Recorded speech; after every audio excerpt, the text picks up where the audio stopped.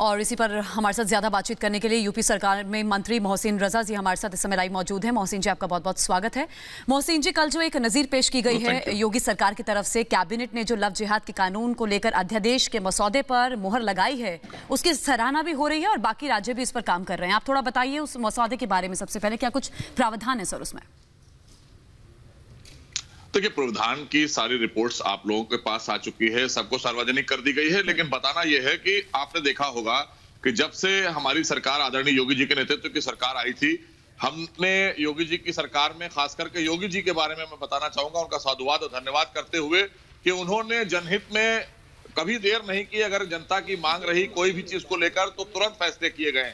और ये जो इस तरह की घटनाएं बढ़ रही थी प्रदेश के अंदर, आप सबने देखा था कि लगातार बच्चियों को बहला फुसलाकर अपने प्रेम जाल में फंसाकर उसके बाद शादी कर रहे थे। शादी करने के बाद उनका धर्म परिवर्तन कराना, निकाह करने की बात करना, इस्लाम कबूल कराने की बात करना, न मानने पर उन्हें गोली मार देना या फिर उनको बाहर निकाल देना, फिर वो बेचारी आत्महत्या जैसी कृत कर रही थी।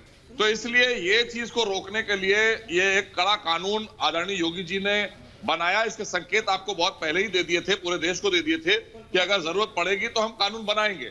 और इसमें सारे प्रावधान कर दिए गए हैं कि अगर कोई भी व्यक्ति दूसरे मजहब का है और किसी दूसरे मजहब में शादी करना चाहता है तो उसे अपने जिला अधिकारी को इन्फॉर्म करना होगा और 2 महीने के बाद वो शादी कर सकता है। और उसके बाद भी अगर उसमें उसने छल किया उस बच्ची के साथ में और नाम छुपा कर किया, झूठा एफिडेविट दिया, तब भी सजा का प्रावधान है। तो इसमें 10 साल की सजा तक का प्रावधान कर दिया गया है।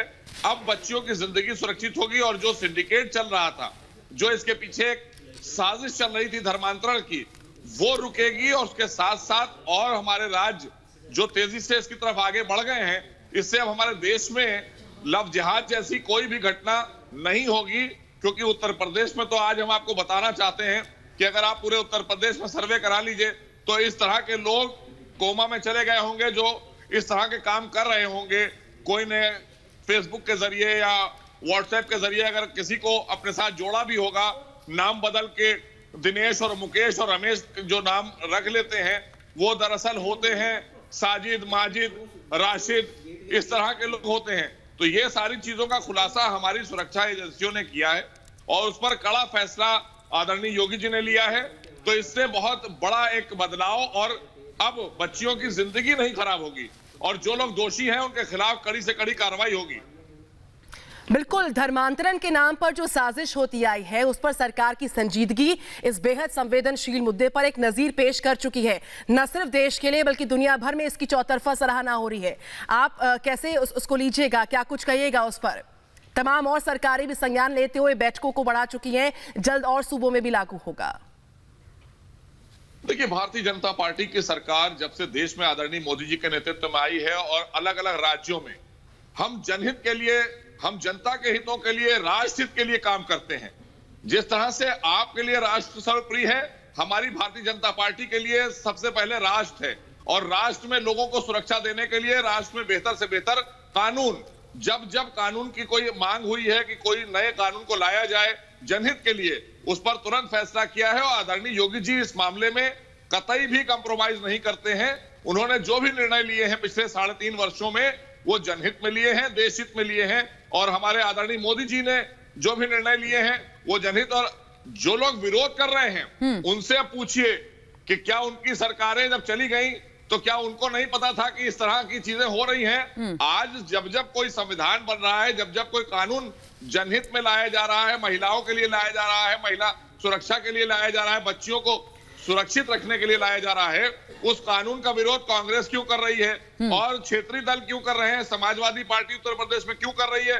क्योंकि ये तुष्टीकरण की राजनीति करते रहे हैं, इन्हें ये पसंद है।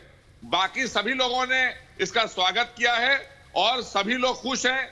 अब कम से कम बच्चियों की जिंदगी नहीं बर्बाद होगी और ऐसे लोगों को गिरफ्तार करके जेल भेजने का काम करेगा ये कानून।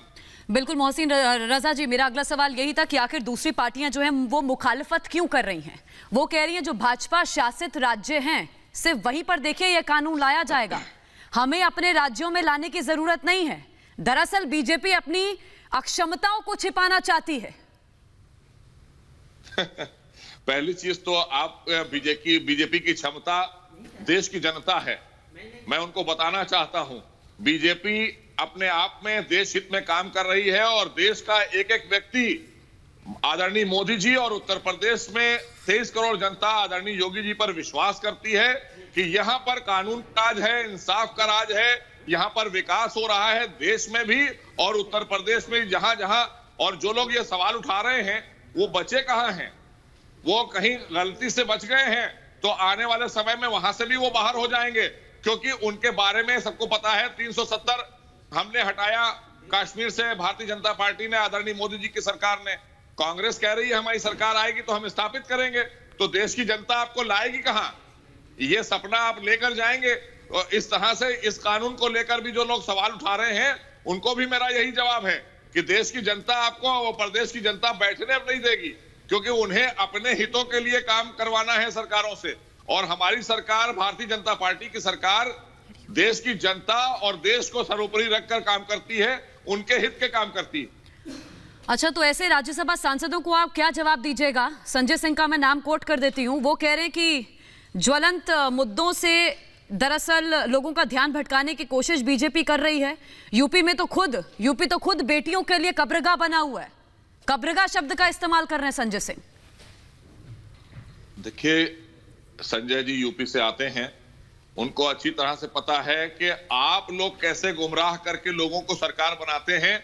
आज वहां पर केंद्र की मदद आप मांग रहे हैं और केंद्र सरकार मदद कर रही है आम आदमी पार्टी को, लेकिन यहां उत्तर प्रदेश में जब समाजवादी पार्टी की सरकार थी और जब समाजवादी पार्टी के बड़े बड़े नेता बलात्कार जैसी घटना को एक छोटी मोटी घटना और बहुत छोटी गलती बता दिया करते थे बच्चों की, उस पर तो संजय जी ने कभी आज तक कोई स्टेटमेंट नहीं दिया, क्योंकि उनको तुष्टीकरण की राजनीति अच्छी लगती है।